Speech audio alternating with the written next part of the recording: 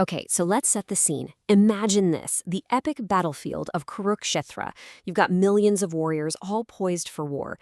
The air is just thick with this incredible, terrible tension. And right in the middle of it all, Prince Duryodhana steps forward to speak to his army. But here's the thing we've got to ask ourselves. When he starts talking, is that the roar of a confident prince we're hearing? Or is it something else? A really well-crafted mask hiding some serious fear? That's the psychological puzzle we're going to try and solve today.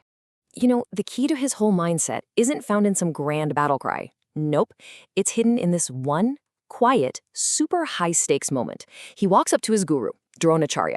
Now remember, Drona also taught the Pandavas, his enemies. So Duryodhana's number one goal right now? Lock down Drona's loyalty, 100%. Every single word he's about to say is chosen with surgical precision.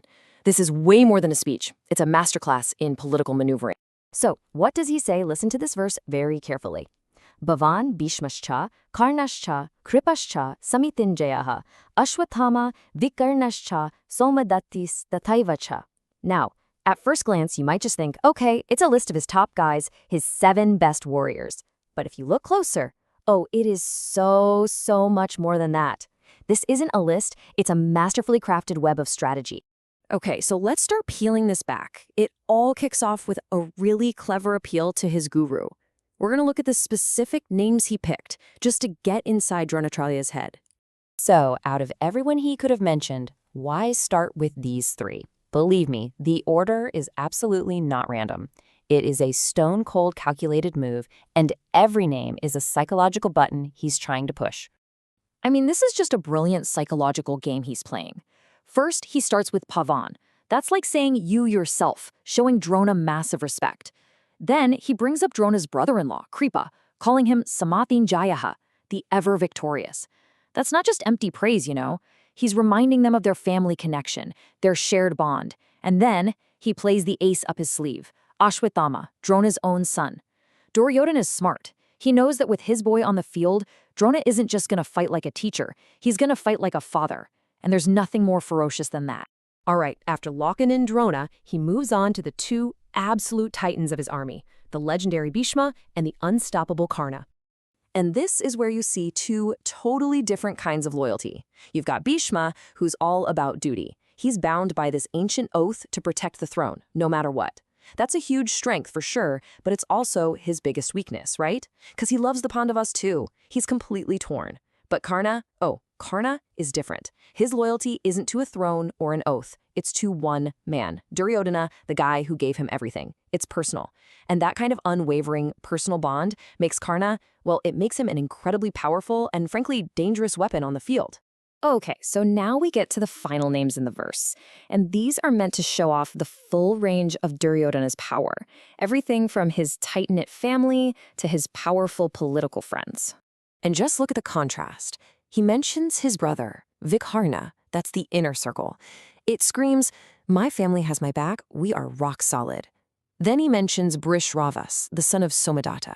That's the outer circle.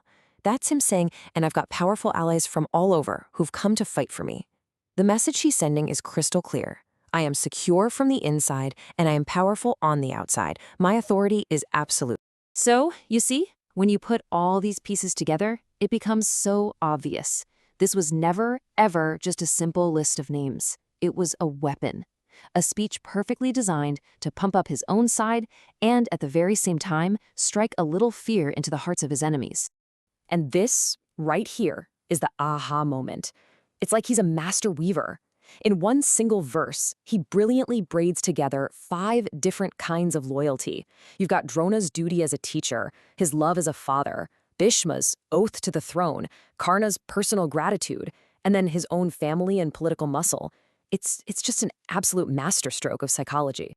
I mean, seriously, just stop and think about that for a second. An entire psychological battle plan, a public declaration of his power, a motivational speech for his generals, all of it crammed into one short, elegant verse. The efficiency is just incredible. So in the end, this single verse does more than just list names. It rips the curtain back and shows us the entire psychological and strategic engine driving the Kaurava army. These aren't just words. This is the blueprint for a war fought not just with arrows, but with minds. Which, of course, brings us right back to where we started. As he stands there listing all these unbeatable warriors, is he really showing us his confidence? Is he convinced he's going to win? Or is this whole complicated, brilliant display of strength just a smokescreen, a way to hide the deep, gnawing fear he feels when he looks across the field and sees the Pandava army? It makes you wonder, right? What do you think?